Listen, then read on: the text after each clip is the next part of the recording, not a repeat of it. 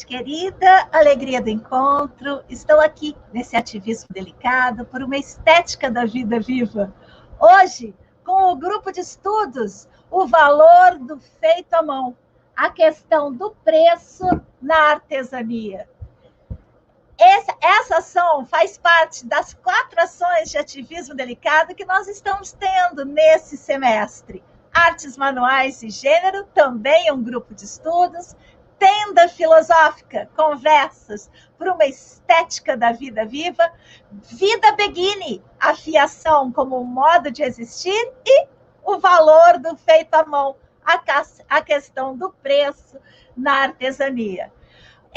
O que é um grupo de estudos? Um grupo de estudos é a produção de um índice, né? No nosso caso, a gente não tem como a gente ser exaustiva, né? Mas a gente vai compondo um índice, vai trazendo os autores, vai trazendo as ideias, vai pesquisando as questões. E aí, claro, a gente pode, desse grupo de estudos, partir para um outro grupo de estudos, ou para um grupo de leitura, de repente aparece um autor, uma autora que seja importante para nós, ou ainda mais, a gente pode embasar pesquisas acadêmicas individuais. Por exemplo, alguém pode querer usar aquilo que a gente mapeou como um caminho, né, pavimentado para o seu TCC, sua monografia, tese, dissertação de mestrado, tese de doutorado e até para compor um artigo de pós-doutoramento. A gente vai fazendo uma recolha e vai instalando isso no nosso site. O acesso para as referências está aqui na descrição do vídeo. Qual que é o nosso objetivo? Então, aqui a gente vai ter que juntar, né? É uma investigação, né, dos fatores que estão na questão do valor, né, que tem a ver com essa formulação desse índice. O que tem aí? Né? Quando uma peça artesanal é precificada, o que implica isso? Esse é o nosso objetivo, olhar para isso. E a gente tem referências. E aí que mora o perigo. As nossas referências, a gente não pode chegar nelas como uma verdade. Por quê? Porque do ponto de vista que a gente foca, esse ponto de vista, ele é único. Então, toda vez que a gente pega um livro, a gente tem que olhar o plano de imanência. Por exemplo, a Silvia Federici, vou falar dela. Ela é uma referência porque ela está falando do trabalho doméstico. E a gente inclui as artes manuais no trabalho doméstico. Só que a maneira como ela traz o trabalho doméstico não é o mesmo que a gente pensa. Tem outros fatores aí, né? Então, a gente olha, vê o que a autora quer, mas mantém sempre uma distância, né? Que é uma leitura crítica, claro. E, no nosso caso, isso se torna ainda mais complexo, porque a gente está falando de artes manuais com hífen, né? E da artesania como um modo de existir. Isso não tem em qualquer lugar, né? Muito bem. Aí, é um assunto complexo demais. Quanto mais a gente vai caminhando nos estudos, mas isso vai ficando complexo. Eu trouxe até um desenho, né? Um desenho dessa complexidade. Olha só, o valor do feito à mão, a questão do preço na artesania, no universo, digamos assim, que está inserido, só no universo que está inserida essa temática, olha o pontinho vermelho que a gente é. E dentro desse universo, a gente pesquisa dentro desse pontinho vermelho, esse pontinho amarelo minúsculo, que a gente pesquisa, né, um desvalor. Então, na questão da artesania, a gente está focando para a questão do desvalor. Muito bem. E hoje a gente vai olhar um pouco os modos de subjetivação ocidental. A ideia é fazer uma linha do tempo, mas isso é muito complexo, né? Junto à cultura ocidental. Por que a cultura ocidental? Porque é onde a gente está e onde aquilo que a gente faz é precificado, né? E a gente está buscando pistas, né? Sobre essa origem do desvalor, do feito à mão. A gente está buscando pistas. E aí a gente quer identificar os pontos críticos que refletem na valorização da artesania até hoje. Muito bem. Então, essa foi a nossa ementa, né? E ela é complexa, né? Também complexa. Muito bem. E eu tenho umas companhias aqui que eu já vou trazendo. Vamos ver se eu consigo. Espera aí. Olha lá, está aqui a Daniela, está aqui a Lu, está aqui a Andréia. Muito bem. Queridas, como estão? Ó, a Kika Juliane está lá na Inglaterra e ela está aqui conosco hoje. Oi, Kika. A Kika também tem interesse nessa questão do feito à mão. E aí, como vocês estão? Pensaram nesses assuntos complicados? Boa tarde, queridas e todos e todas. Estou bem animada para uma boa conversa. Colocar um pouco de pimenta aí nessa conversa. Muito bem. Também. Boa tarde, Dani, Nina, André e todo mundo. Na verdade, eu acho que é continuar percorrendo esse fio, né, Nina? E duvidar, continuar duvidando, né? É tão bom quanto mais a gente estuda, mais a gente duvida, né? Colocar muita dúvida. Ai. Andréia, você tá sem som.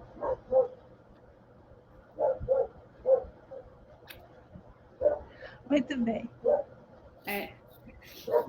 Aperta aí no botãozinho do microfone. Não tá dando, André? Deixa eu ver se eu consigo eu mesma. Deixa eu ver. Não, é você mesmo. É você ter que clicar no microfone.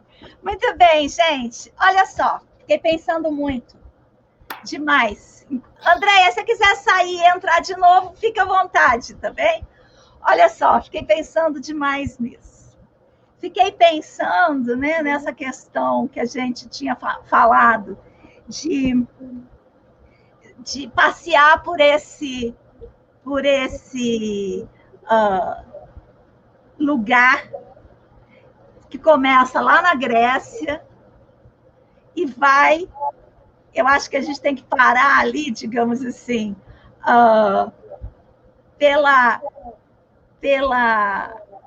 pelo século XVIII.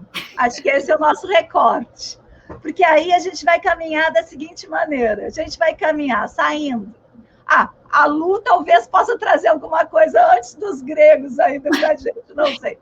Mas a gente vai saindo da divisão polis, oikos, né? Que é uma divisão clássica. A Andréia está voltando, parece que com áudio. Vamos ver ela aparecer aqui.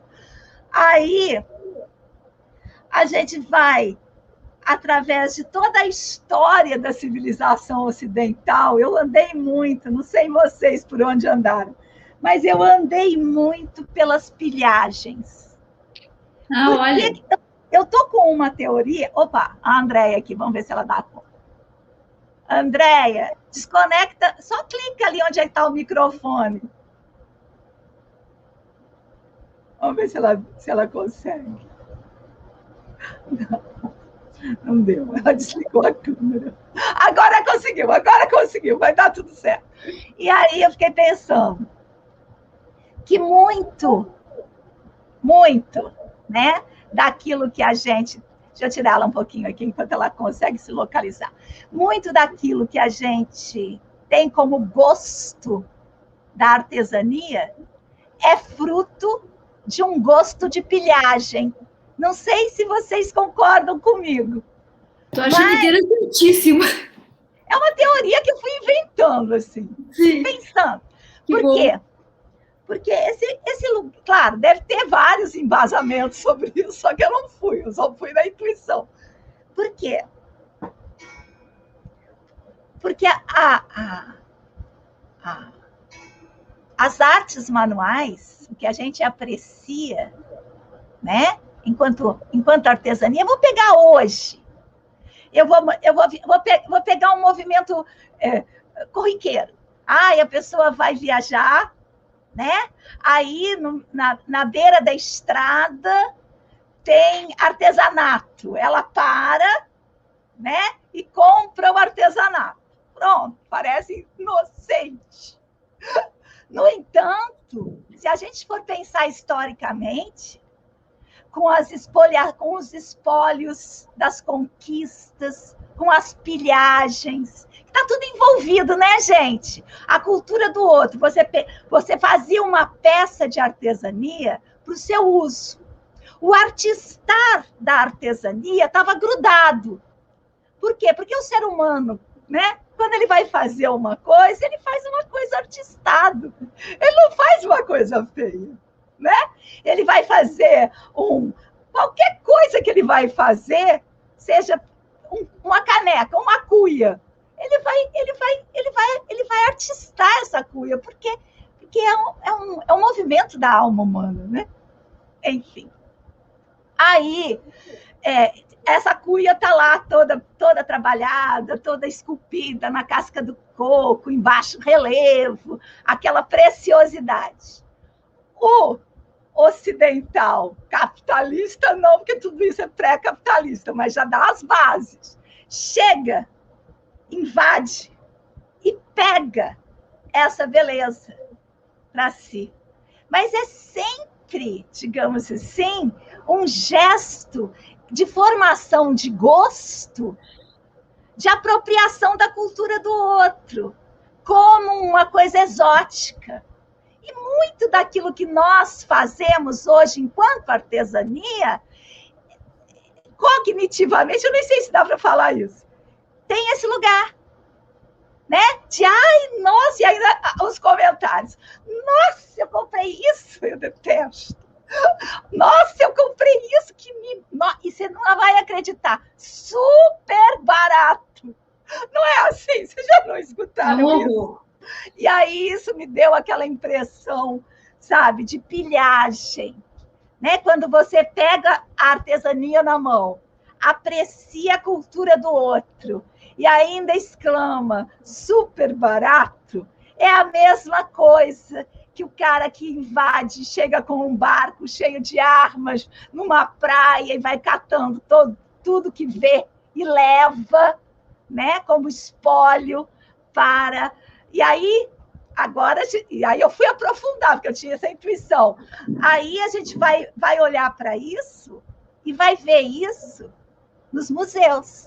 E aí tem legislação da ONU, que foi agora recente, há menos de 50 anos, dizendo que tem que devolver o patrimônio da onde vocês roubaram, né? Mesmo assim, é hipercomplexo. Então, toda essa cultura de arte e artesania, né? De arte nem também, mas de artesania, de artefato, ela está vinculada a essa política de expropriação, né, do outro. A Sandra aqui. Ô, Nina. Oi, Sandra. Oi, queridas, tudo bem? Tudo bem? Estamos aqui pelejando. Ô, Nina, eu tô achando incrível você falar isso, e pensando numa coisa, trazendo lá do antigo, das sociedades da Indonésia, né? As sociedades antigas, em um momento, a coisa para eles, o objeto, né? O feito, a artesania, o objeto era tido como uma parte da família. Era como uma pessoa também, né? Então, assim, é por isso que para eles, antes antes de tudo ser convertido, traduzido no nosso dinheiro capitalista, nas nossas trocas em moeda, era aquele momento que era a dádiva, né? A troca. O comprometimento, você se comprometia pessoalmente com a coisa. E quando você falou assim, da pilhagem, eu estou achando muito interessante isso, né? Engraçado nesse sentido de interessante, porque a gente vai costurando as coisas enquanto vai falando, né? Como você fala, na imanência. E quando você falou, é uma forma de se apropriar da cultura do outro, na verdade é isso que o homem sempre quis, é uma cobiça de querer o outro, não é só... Quando ele pegava a coisa do outro, ele quer o outro para ele, né? Ele quer o outro, aquilo incorporado nele também, para ele, como se fosse um superpoder, para ele crescer naquele poder. Mas então, nesse momento, era isso, né? Era uma...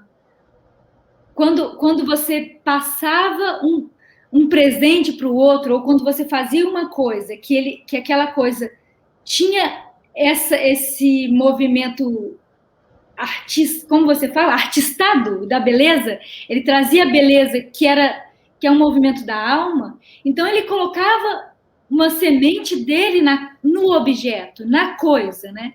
Então, quando ele dava aquilo para o outro, era um movimento de espírito também, né? E comprometia o outro nessa volta. Comprometia o outro nessa volta. Eu acho que esse é um dos primórdios. Depois a gente passa para o resto. Tem uma questão de incorporar que muitas pessoas das artes manuais trazem hoje. Sim, é engraçado. Eu gosto de dar presentes que eu mesma faço. Eu que trabalho com muitas mulheres de classe média que trabalham com artesania, né? Que é onde a gente está. A gente escuta muito isso. Eu gosto de fazer coisas com as próprias mãos para dar de presente. É um pouco isso dessa incorporação que você está trazendo aí. Muito bem, vamos passar essa rodada, mas eu queria dar um passinho atrás aí. Podemos passar. Andréia, será que você consegue falar? Sandra? A Andréia vai conseguir. Estão me ouvindo? Eu estou ouvindo bem. Sim. Boa tarde. Estou escutando vocês, né? Muita coisa está entrando, muito com o que eu pensei, durante a semana, o que eu vi e pesquisei, né? Não vou dizer que eu li muito, não, porque eu sou do tempo do podcast. Eu tenho um marido deficiente visual, e aí eu aprendi muito a usar essas ferramentas de acessibilidade, né? De ouvir os livros. Então, eu leio pouco e escuto muito. Foi um hábito que eu peguei com... Então, às vezes eu estou fazendo as coisas e estou procurando. Então, e você isso sabe que você isso falou, é um movimento de escuta, é um movimento típico das artes manuais, né? Você está fazendo arte eu vou aqui fazendo e escutando, legal. Sim, e vou escutando. Isso e também, para mim, é uma maneira que eu consigo entender melhor do que ali, eu focada na leitura. Eu sou um pouco dislexa, né? Mas vocês vieram trazendo bem o que eu estava refletindo mesmo, da apropriação, né? De como a gente... Eu tenho muito mais questões, perguntas do que respostas, né?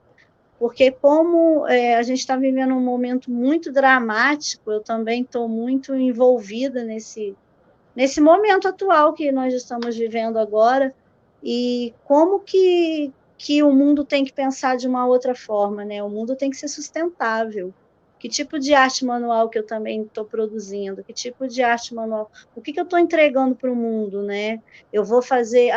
eu estou aqui fazendo meu ateliê, eu quero fazer brinquedos e jogos educativos. Para quê? Para sucatear mais o planeta. Por que eu estou fazendo isso? Qual é o valor disso, do que eu estou querendo levar na forma da minha arte, né? Porque eu fiquei muito pensando nisso, né? Eu trabalhei muitos anos com projetos de educação ambiental e trabalhei com plástico muito tempo, com garrafas PET, essas coisas assim, né?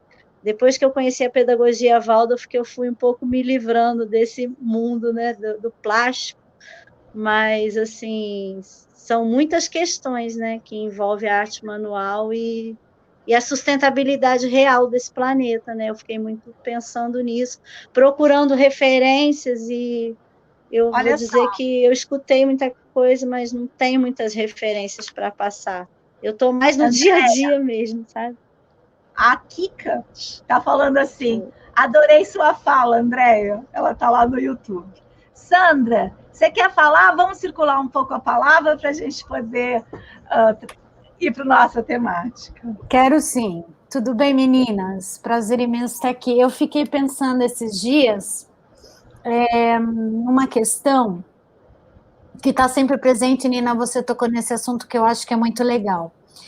Quando a gente tem que presentear o outro, a gente pode fazer o que a gente quiser ou colocar nossa habilidade no mundo.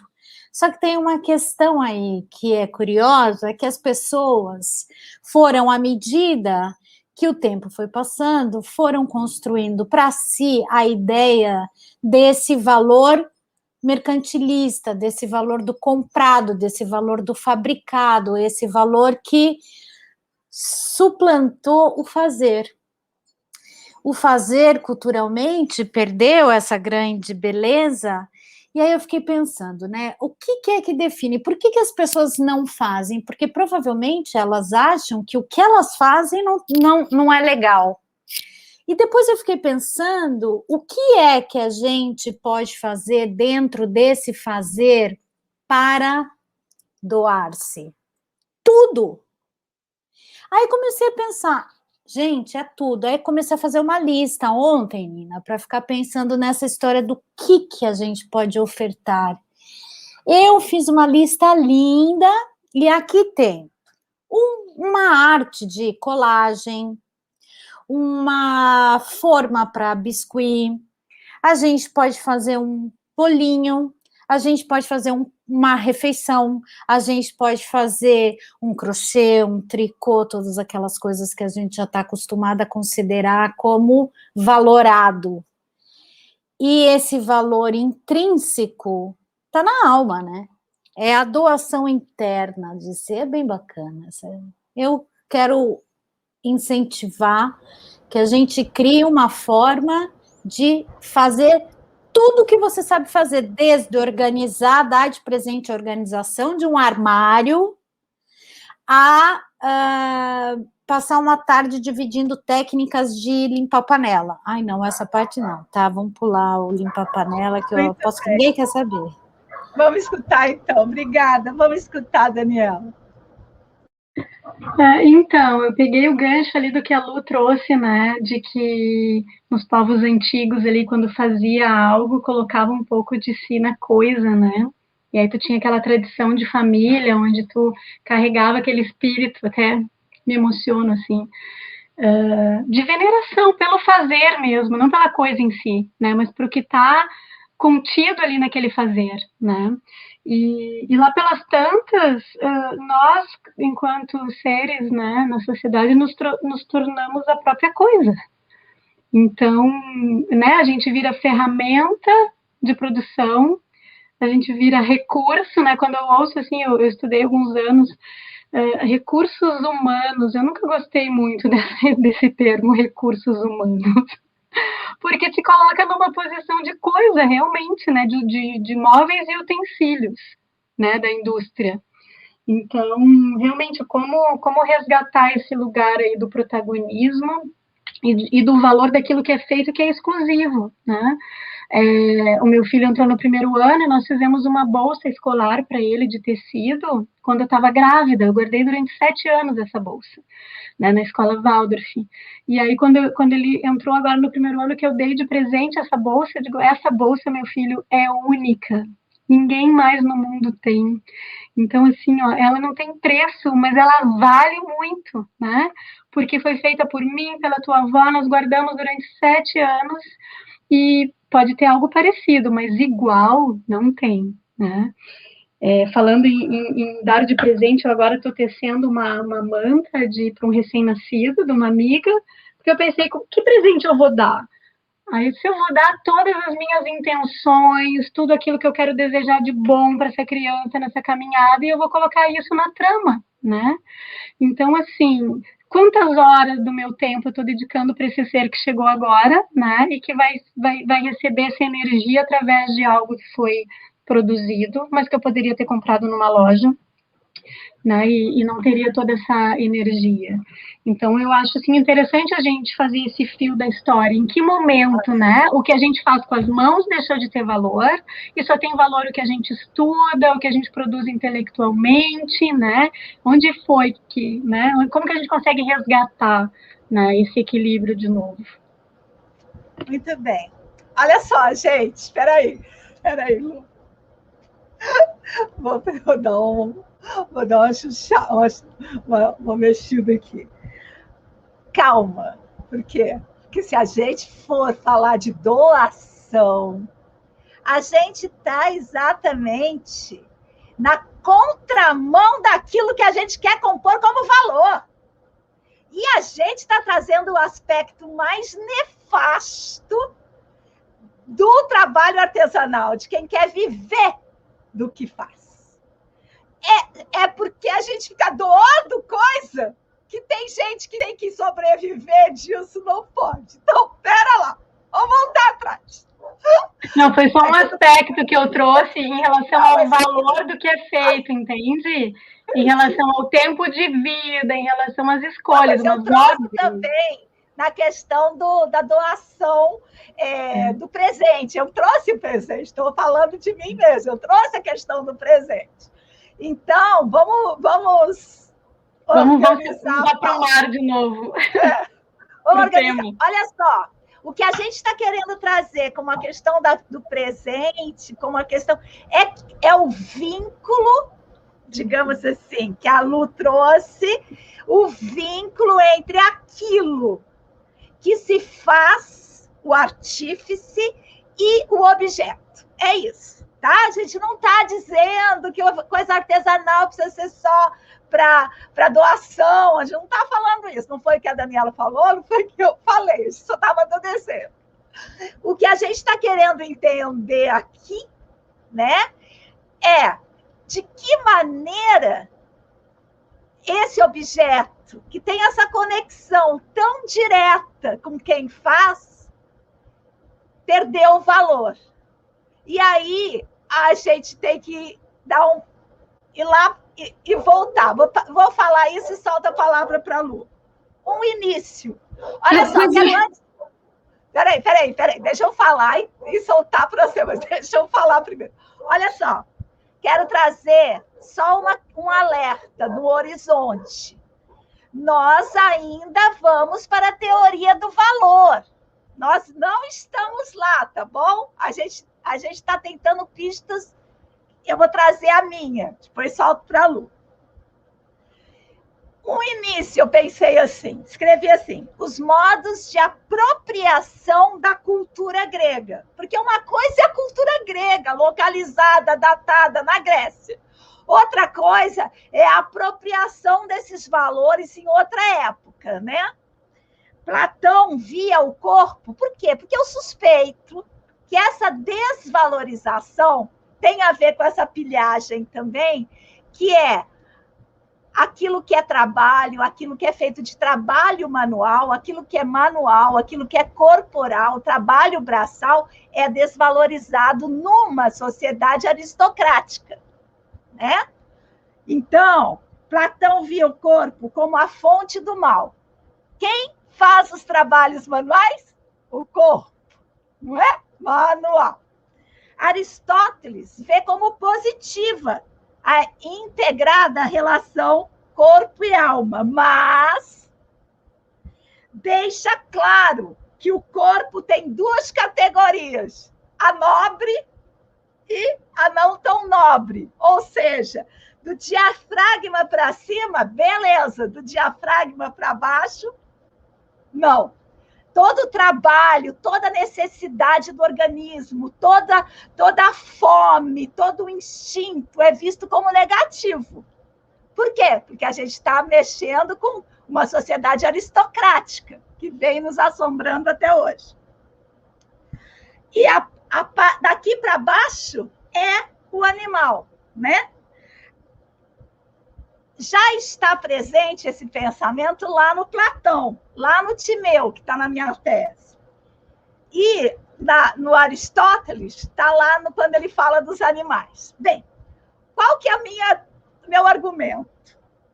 Que essa supremacia da mente sobre o corpo, essa dicotomia trabalho braçal, trabalho intelectual, que se inaugura com o pensamento ocidental, que se a gente vai olhar para outras culturas, a gente não vai ver isso, que isso reflete até hoje, primeiro, permitindo que o outro se aproprie, né, do trabalho, seja pela escravidão, seja pela...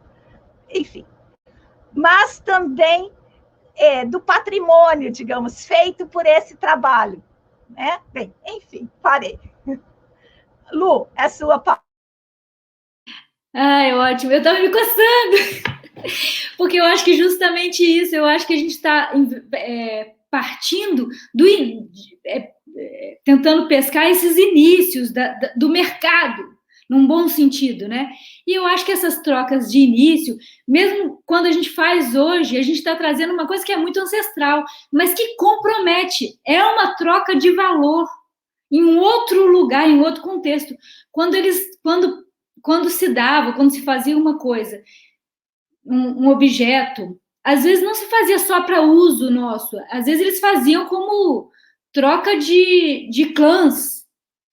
E isso comprometia o outro clã num valor que era a moeda da época, né? E quando, por exemplo, a Dani faz uma colcha dessa, uma coisa que coloca tanto valor nisso e dá para uma pessoa, em algum lugar essa pessoa se sente comprometida no retorno. É que essa moeda, esse retorno pode não estar traduzido monetariamente, que eu acho que facilita muito. Eu acho que é um ponto que a gente deve chegar aqui, é que a questão monetária é bem... trazendo um conceito de justiça nas trocas, né? Acho que é esse o ponto. Gente, aí a gente não vai poder falar assim, dessa maneira tão superficial. A gente vai para a teoria do valor. A questão aqui, talvez, na sua fala, Lu, seja: artes manuais é mercadoria? A questão, eu acho que ela é anterior. Por quê? Porque troca não é mercadoria. Quando você introduz o dinheiro, aí vira mercadoria. E aí é um assunto imenso para a gente olhar lá adiante, depois do século XVIII, digamos assim, né? Mas a gente tem que dar uma olhada nas condições que levam à constituição desse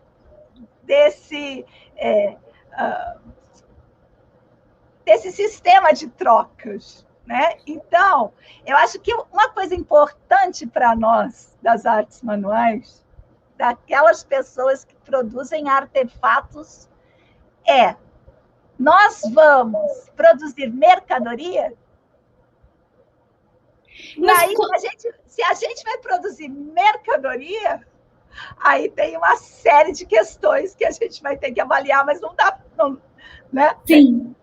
Então, eu entendo que o seu ponto de partida, mas é porque eu estou falando de um determinado contexto e eu não trago, pelo que eu estou entendendo, se eu falar artes manuais não é uma mercadoria, ou é uma mercadoria, ou artes manuais é uma mercadoria, eu vou estar falando mal, é isso?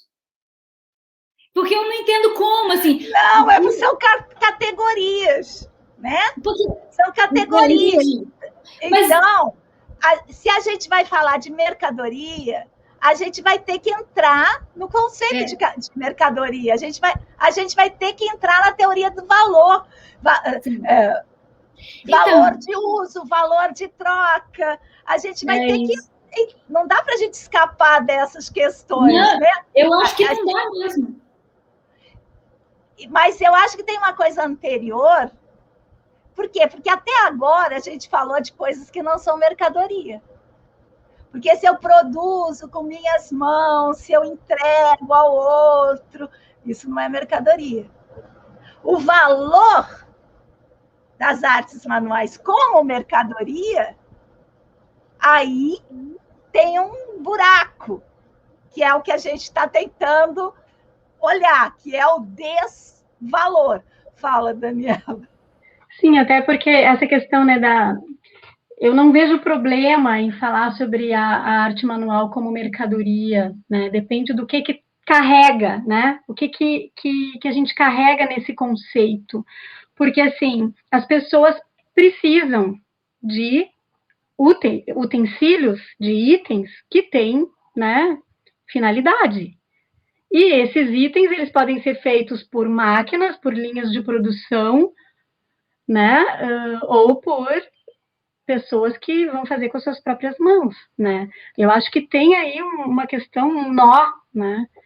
Da onde vem essa culpa ou essa necessidade assim de desvalorização daquilo que é feito à mão, né? Tem a ver com a desconexão, com a nossa essência, tem a ver com o capitalismo, né? Em que momento assim por que é tão difícil valorizar o que é feito manualmente e só o intelecto que tem valor, né? Ou seja, não, estou estudando, estou pensando, né? E o outro está lá com a mão na enxada preparando uma horta, mas aquele que pensa come também.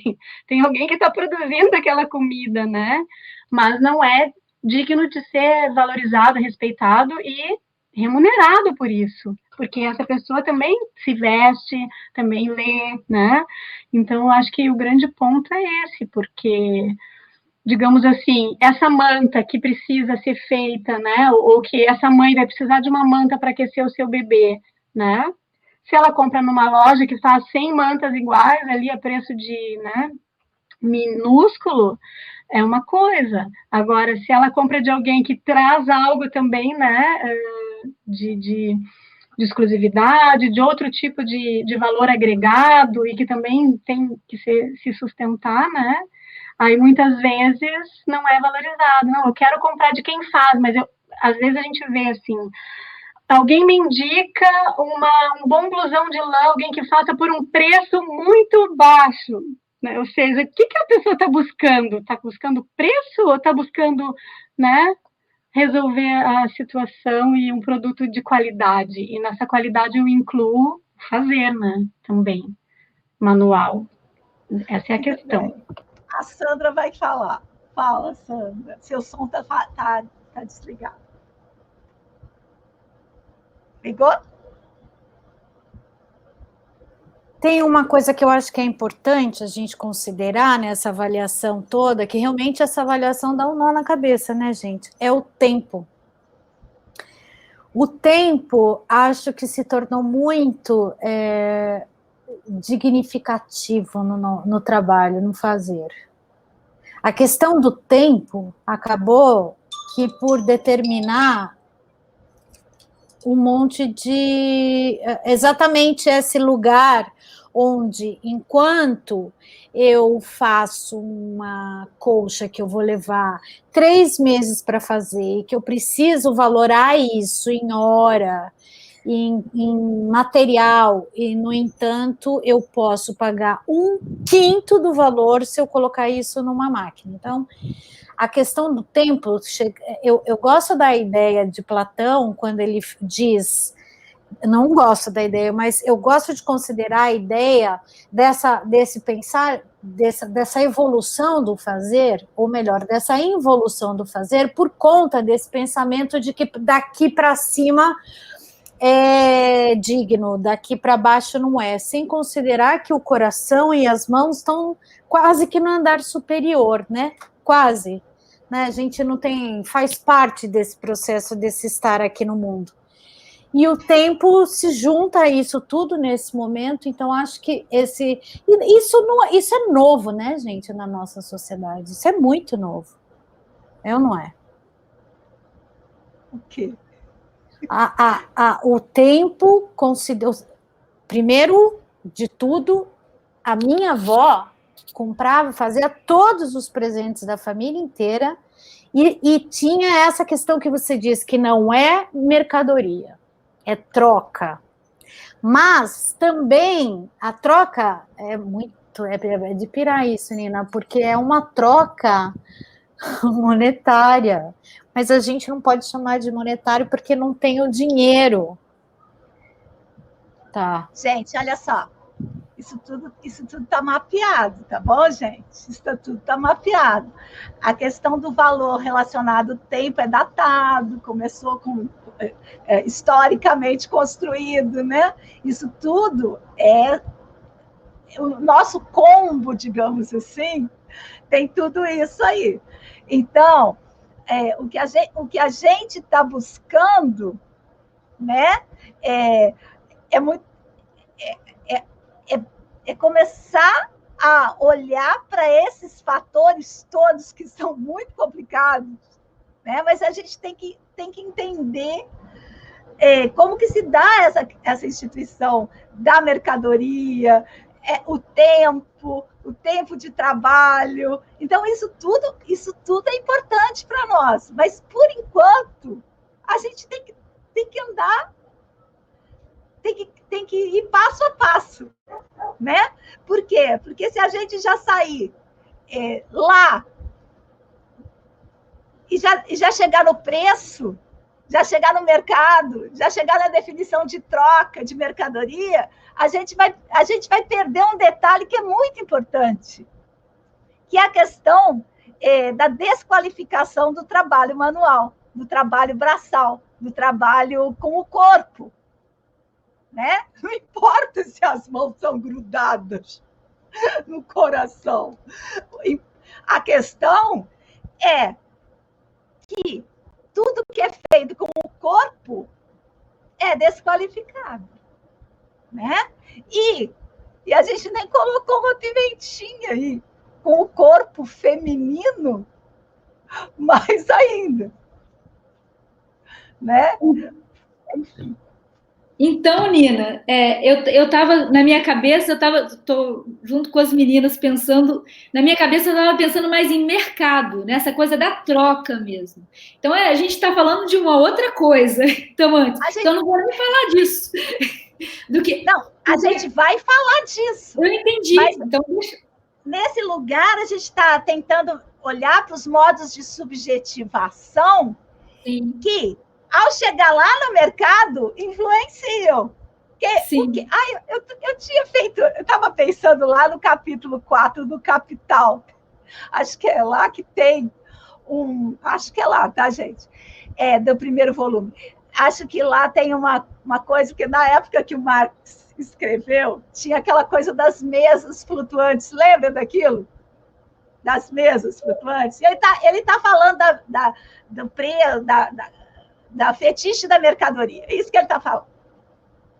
O fetiche da mercadoria tem muito a ver com isso que a gente está falando aqui, só que eu não queria já pular para o fetiche da mercadoria de uma vez. E aí eu tinha feito assim, na minha cabeça. Não, claro, o valor, o fetiche da mercadoria, todas essas coisas são importantes. Mas vamos pegar a metáfora das mesas flutuantes. Vocês sabem o que é? Teve uma época que tinha assim, vinha o espírito falar, e tinha o médium com as mesas flutuantes, quando chegava o espírito, a mesa se mexia e tal.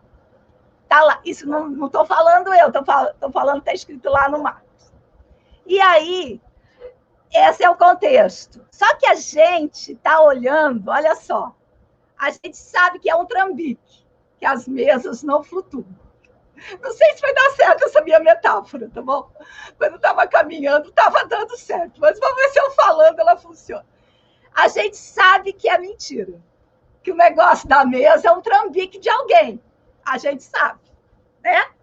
Só que a gente não está olhando nem para a mesa, nem para o trambique, nem para nada. Para a gente fazer esse trambique, o cara sacana, né, que está fazendo a pose do médium, ou sei lá quem, o ajudante do médium e tal, ele tem um ganchinho assim, ó, no punho, né? Ele tem um ganchinho que ele coloca embaixo da mesa para, na hora H, a mesa flutuar. O que a gente está fazendo aqui é olhar para esse ganchinho. Qual é esse ganchinho que vai nos colocar nesse trambique enorme que é o capitalismo? Porque o que a gente está divulgando aqui, o que a gente está tentando chegar é como é que a gente escapa dessa armadilha capitalista. Como é que a gente produz uma artesania, digamos assim, anticapitalista, que eu acho que é isso que a gente está querendo chegar. A gente não está aqui para ver qualidade de produtos, nem valorização do produto. Acho que não é isso. Como que a gente produz, através da nossa artesania, um outro lugar, né, que seja anticapitalista? Pelo menos essa é a minha expectativa com esse grupo. E, claro, a pessoa que tem que viver disso, ela vai falar, não, ó, eu vou fazer um spoiler, eu acho assim, para mim, no final disso tudo, a gente vai chegar e vai falar assim, olha, vou lá em Steiner, tá bom, gente?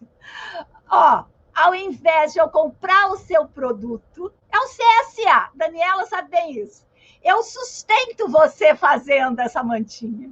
Eu sustento você, né? Eu sustento você e você faz sua mantinha. Bem, pelo menos é essa a minha expectativa, mas para isso a gente tem que entender como esse ganchinho, que a gente sabe que é uma trapaça, né? Porque o sistema capitalista é uma trapaça, né? Como é que esse ganchinho está funcionando? É isso que a gente está olhando, só para o ganchinho agora, né? Bem, enfim, não sei se funcionou. Sim, faz sentido, porque isso é interno, né? Tá internalizado na sociedade, né?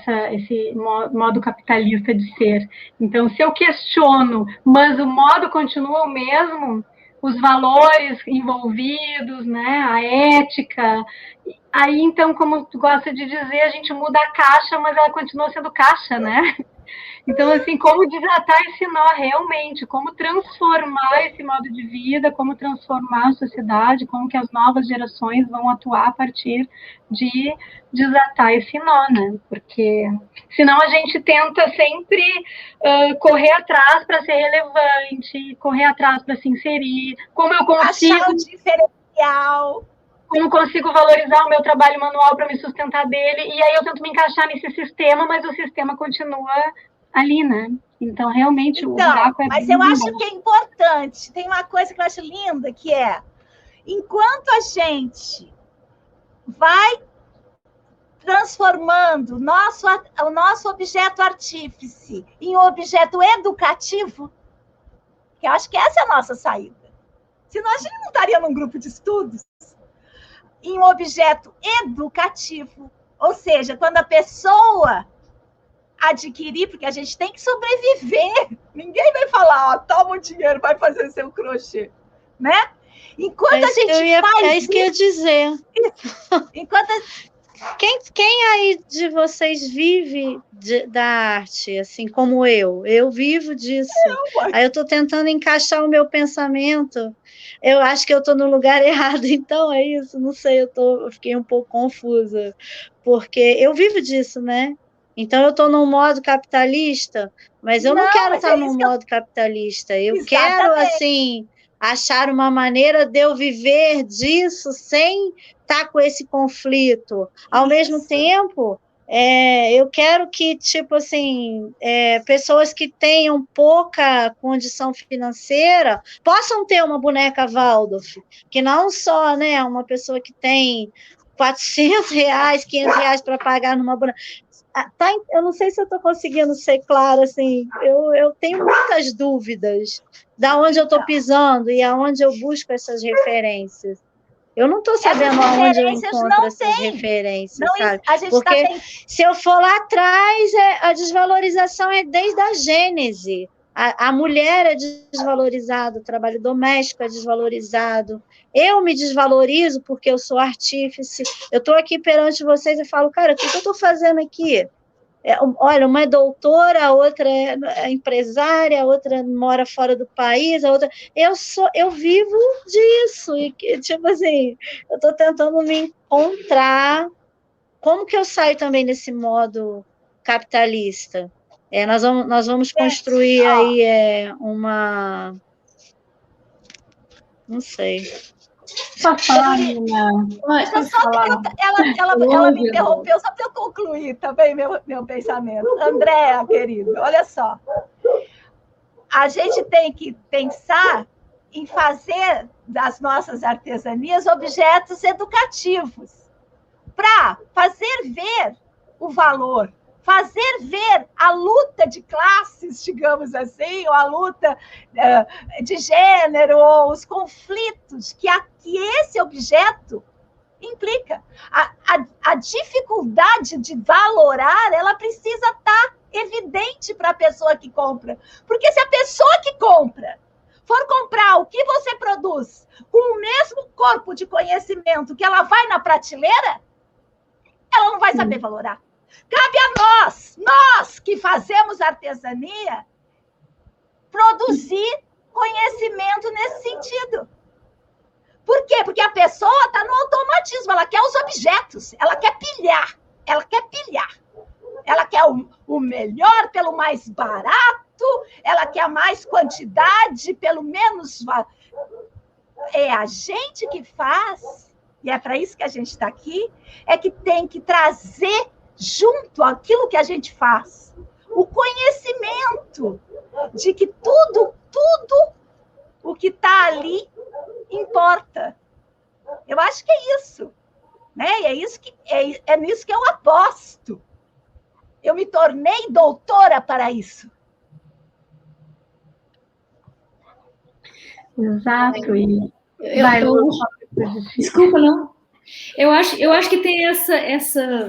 Quando eu falei desse início que as coisas e as pessoas estavam misturadas, era para chegar num ponto que, claro que virou uma armadilha, mas que era um ponto de avanço, que as pessoas e as coisas se separaram, e o conceito de pessoa foi... E agora, como pessoa, a gente precisa buscar esse lugar, que agora está armadilhado, mas a gente precisa, como pessoa, achar esse lugar, um bom lugar da coisa, né? Mas não sei se vocês viram uma última notícia que descobriram agora uma cidade no Egito, e mais de 3.000 anos, uma cidade de artesãos.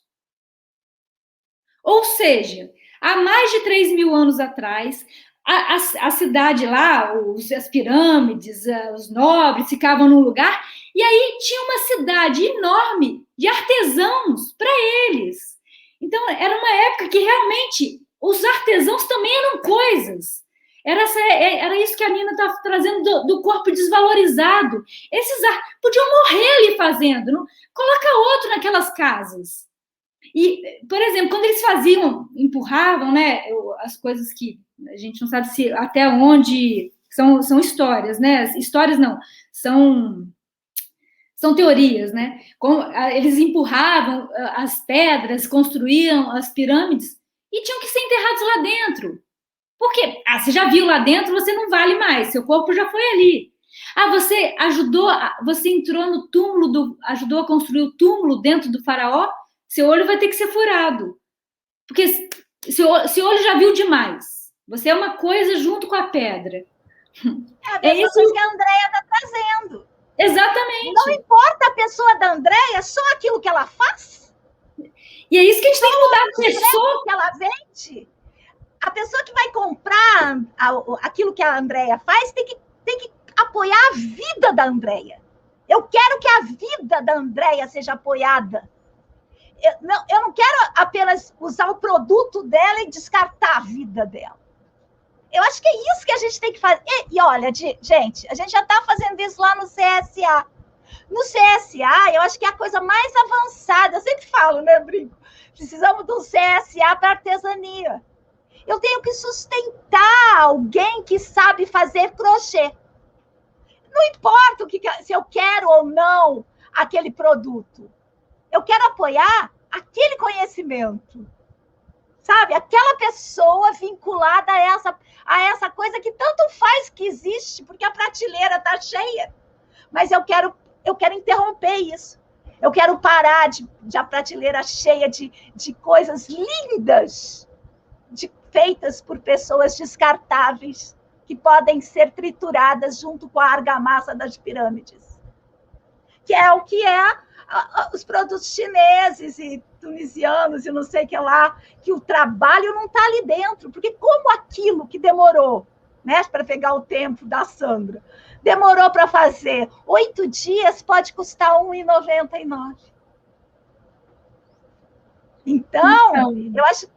É isso, né? Para mim, tem um lugar... Andréia, quando a Andréia coloca que não sabe se está no lugar certo, eu acho que ela está no lugar certíssimo. Porque o que a gente está buscando aqui... Eu, por exemplo, eu fui empresária, aí eu fui artesã com um ateliê de brinquedos, né? E hoje eu estou professora, né? Eu estava, estou, estarei, não sei o que estarei, mas sempre buscando que a gente... Professora de trabalhos manuais. Sim, de trabalhos manuais. E assim, ó, a minha remuneração também não me sustenta, né? Não sei se pela questão de ser professora ou pela questão, enfim, dos trabalhos manuais, mas o que a gente está buscando aqui é justamente compreender como que a gente consegue ser agente de transformação, né? Porque eu já tive nesse lugar de me sustentar fazendo brinquedos artesanais, não dá. Porque as pessoas acham que é muito caro, né? Então, assim, então não é a Andréia que a gente tem que se encaixar no mercado ou tem que se encaixar nas regras capitalistas, é porque a gente ainda não conseguiu encontrar uma forma de fazer diferente. Às vezes tu entra no jogo, né? É a corrida aquela, né? A rodinha do hamster ali. Tu tá na rodinha, mas tu tem que sair da rodinha para poder olhar de fora. Você tem que fazer, dar like, enquanto você tem que fazer alguém comprar a boneca que você demorou uma semana para fazer, porque você tem que sobreviver. Mas enquanto você faz isso, você vai preparando a revolução. Você vai, é junto. Você sobrevive, tá bom. Vou lá, vou na esquina, rodo a bolsinha, faço tudo. Me prostituo para esse capitalismo. Mas, enquanto isso, eu me organizo internamente. E, enquanto isso, eu me fortaleço, entendendo isso que tá me sufocando, eu entendo o processo que me levou para a esquina. Acho que é isso que a gente tem que fazer. Ao entender o processo que me levou para a esquina, para que eu precise, porque eu tenho que viver, eu me fortaleço. E isso vai refletir na minha prática, né? Mas, ao mesmo tempo, eu tenho que continuar vendendo as coisas, eu tenho que continuar fazendo as coisas. É isso. Olha, eu tenho que ler os comentários daqui, porque ela está enlouquecida lá. Tem mais alguém lá com ela, mas eu não sei quem é. Olha só, ela fala assim, essa questão da precificação é tão complexa, o paradigma vigente é do perde-ganha, onde quem compra quer comprar o máximo de unidades possível pelo menor preço. A gente pode ver onde é que está ancorado isso. E aí ela fala, os artesãos, por sua vez, para se manter competitivos, se veem obrigados a rebaixar o preço daquilo que faz, por conseguinte, rebaixa a si mesmo. Por quê? Porque a gente tem que fazer ver que o que está na prateleira, industrializado, é uma coisa, e o que a gente faz é outra. Mas a gente vai aí vem a coisa que a Andréia falou, mas a gente vai trabalhar para uma elite. A gente vai vender para uma elite. Que é quem pode pagar. Pegando esse gancho, Nina, o ano passado eu sei que eu vendi as minhas bonecas num preço que não é o usual, né, das bonecas Waldorf. Mas as crianças que adquiriram aquelas bonecas e como aquilo entrou na vida daquelas crianças, eu não podia cobrar aquele preço do ateliê que eu acho... Então, eu me senti assim... Eu fiquei num conflito muito grande, porque eu fiquei assim, eu sou a traidora do movimento. Eu comecei a colocar, eu não coloco boneca Waldorf, apesar, né, de eu fazer, porque eu não consigo cobrar, porque o meu público não é esse público, eu não sei se eu estou conseguindo chegar. Meu público são os alunos da escola pública, eu sou funcionária pública, eu moro numa cidade rural, mas assim, as bonecas que chegaram na vida dessas crianças, o valor que aquilo teve foi maior do que o dinheiro que eu recebi, claro que foi. E aquele dinheirinho pagou minhas continhas, pagou o curso que eu quis fazer com você, pagou, tipo assim, né? E eu sei que não é o valor ideal, né? Mas, assim, eu estou tentando buscar outro valor, né? Sem ser só esse valor. Eu sei que essa boneca não vai estar no lixo daqui a pouco, né? Porque eu já fiz muitos brinquedos que, quando eu olhava, 3, 4 meses depois, o brinquedo estava no lixo. E era num contexto assim, de sustentabilidade, de reciclagem, de reutilização, mas isso também acaba virando um lixo. Então, eu estou sempre pensando nessa questão, assim, né? Da educação mesmo, o que a gente precisa, né? Como artista, como artífice, para a gente poder viver disso, o que a gente precisa, né? Por isso que eu estou meio entrando mais para a educação mesmo, né? Para ver se eu acho alguma resposta, porque eu ainda não achei. Eu não sei se a gente vai ter resposta, mas ao pesquisar, a gente se fortalece, não é? Por quê? Porque uma coisa é você se sentir, digamos assim, submissa a um mundo, e a outra coisa é você entender que você está submissa a esse mundo, né? Gente, temos que ir embora. Olha só, é um grupo que vai seguir. A minha ideia é que durante o mês a gente debata, chega aqui, a gente só se vê, mas que esses incômodos, que essas lutas todas que a gente tem, que elas sigam durante o mês, né? Então, queria passar uma última falinha, que já dei 1h03, uma última falinha para cada uma, para a gente encerrar.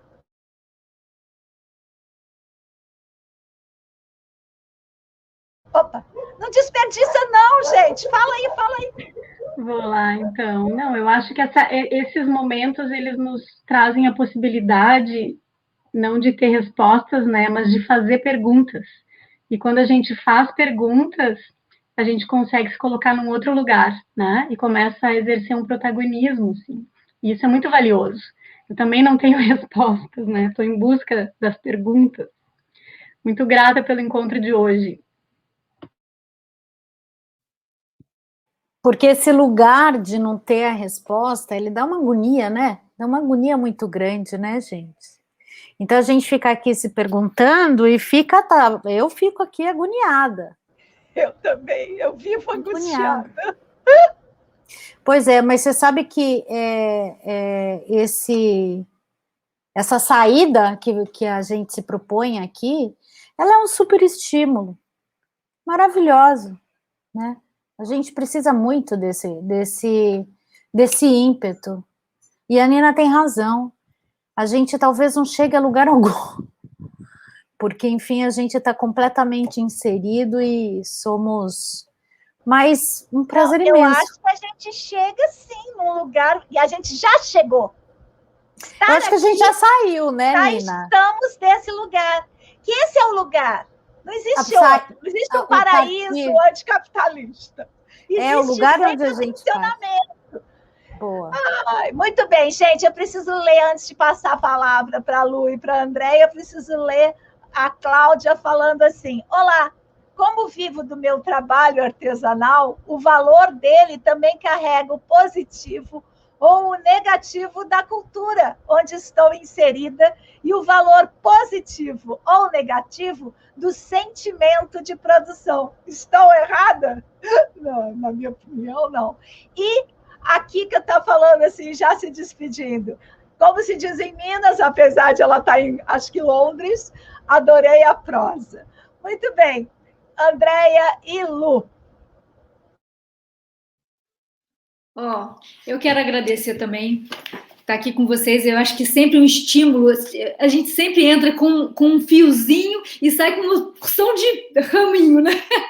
Mas isso é que estimula. E eu acho que o mais importante para mim, assim, que é essa luta todo dia, é esse duvidar todo dia.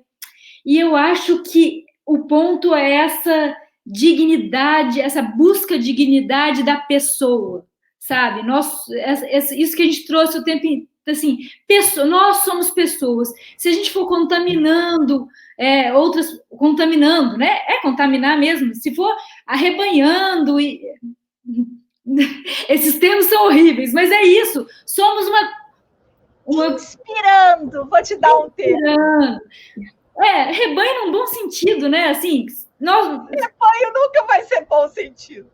Aí a gente vai entrar numa discussão vegana terrível.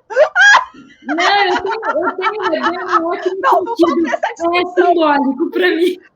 Mas eu acho que é isso. É uma busca por justiça. Eu acho, no fundo das coisas, é uma busca por justiça. Gostei dessa última coisa. O advogado falando, é uma busca por justiça. É isso. Andréia, querida. Eu agradeço, né, a conversa. Agradeço a conversa. Estou aqui, assim, tentando encontrar o meu valor na minha biografia atual, sabe? Eu quero achar o meu valor. Eu sempre vivi disso. E eu sempre me desvalorizei. E eu sei que muitas mulheres passam por isso que eu estou passando, entendeu? Eu não quero imitar ninguém, eu não vou inventar a roda. Tem vários ateliês que eu estou aqui montando meu pequeno. Eu podia imitar várias coisas, eu não quero imitar ninguém, eu não quero descobrir a roda. Eu quero só aprender a dar o meu valor, porque eu ainda tenho uma caminhada, né? Aqui nessa terra, e eu preciso fazer isso, porque é isso que eu sei fazer, é isso que eu gosto, é isso que a minha alma, eu gosto de me encantar, porque eu fico encantada com a arte manual, mesmo que ela não me traga o retorno que ela deveria me trazer, mas eu acho que eu mereço também esse retorno, então estamos aqui, né, fazendo perguntas, e vamos ver onde que a gente vai chegar. Eu espero que, de alguma maneira, isso possa incentivar outras mulheres a também se valorizarem. Porque o desvalor já vem de muito tempo, né? Muito tempo. E obrigada. Muito bem, gente. Acho que agora a gente tem que ir mesmo. Agradecemos quem esteve aqui, se inscreveu para estar ao vivo conosco e agradecemos já na transmissão quem esteve aqui pelo YouTube. Obrigada, gente!